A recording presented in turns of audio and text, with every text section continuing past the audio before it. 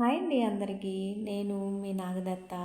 నేను ఈరోజు ఏం కూర చేస్తున్నానంటే మునక్కాయ ఇంకా రాక్కోయి కళ్ళు 2 కలిపి కూర చేస్తానన్నమాట.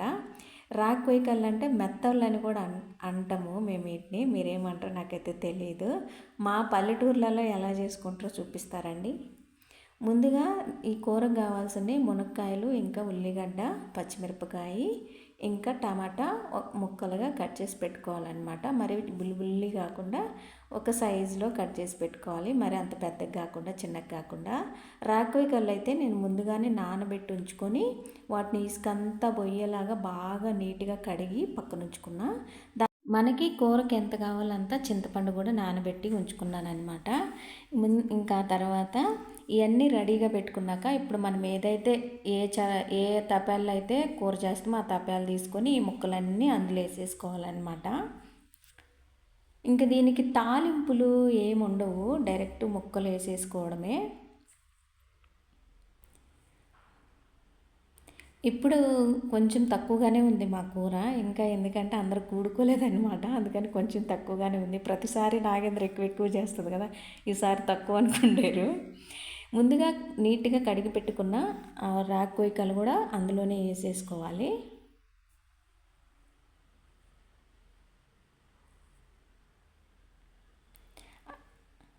తగినంత పసుపు,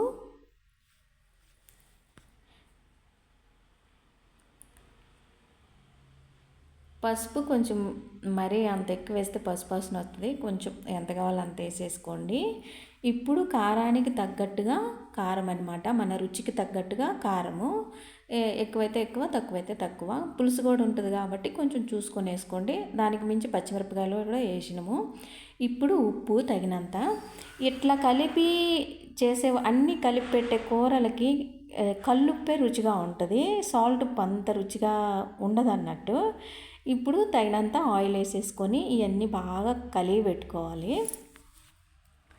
దీనికి తాలింపు ఉండదు, ఇంకా మసాలాలు కూడా ఉండవు అనమాట.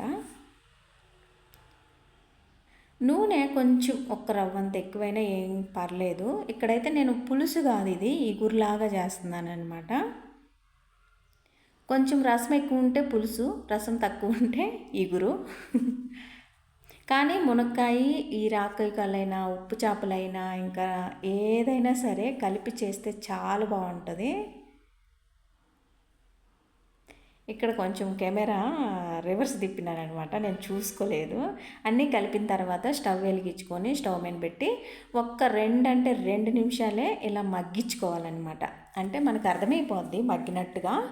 ఆయిల్ అంతా కొంచెము వాటన్నిటికీ పట్టేలాగా మగ్గించుకోవాలి. ఇలా కలిగి పెట్టుకుంటా మగ్గించుకోవాలి. చేపలు ఇది పచ్చాప కాదు కదా, ఎంత తిప్పినా ఏం కాదు, చెదిరిపోదు.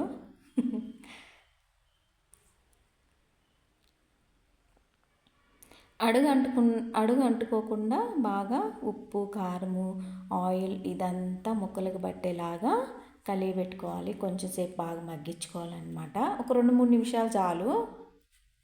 ఇప్పుడు చింతపండు నానబెట్టించుకున్నాం కదా, ఆ చింతపండు మనకి తగినంత, ఆ కూరకి ఎంత పడుతుందో అంత, మీ అంటే మీరు గ్రేవీ ఎంత ఉంచుకుంటారో చూసుకొని చింతపండు పులుసు వేసేసుకోవడమే.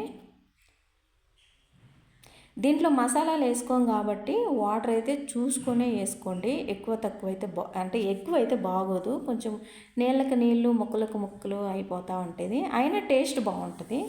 చూసేదానికి అంత బాగోదు కానీ టేస్ట్ అయితే చాలా బాగుంటుంది.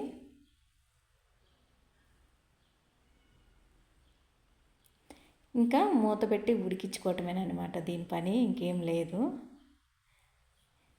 నేను ఎంతైతే చింతపండు తీసుకున్నానో దాంట్లో గుజ్జంతా పిండేసినాను అనమాట, ఇంకేం లేకుండా కొంచెమే తీసుకొని దానికి చింతపండుకి అరాకొరాగా పిండేయకుండా బాగా పిసికి దానికి ఉన్న గుజ్జంతా తీసేసి ఇందులో పోసేసినాను అనమాట.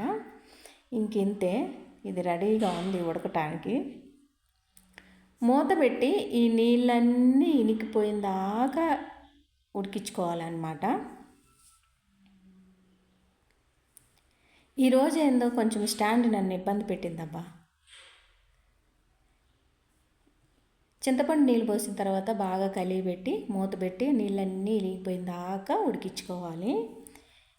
ఇదిగో మొత్తం ఉడికిపోయి దగ్గర పడింది. ఇంక ఇంతే రెడీగా ఉందన్నమాట ఇప్పుడు తినటానికి. ఇది అన్నంలోకైనా ఇంకా సంగట్లోకైనా చాలా బాగుంటుంది. నిజంగా తినేటప్పుడైతే నేను వీడియో తీయలేదు కానీ అదిరిపోయిందనమాట కూర. చాలా అంటే చాలా బాగుంది. ఒకసారి మీరు కూడా ట్రై చేయండి అబ్బా. ఓకేనా, బాయ్.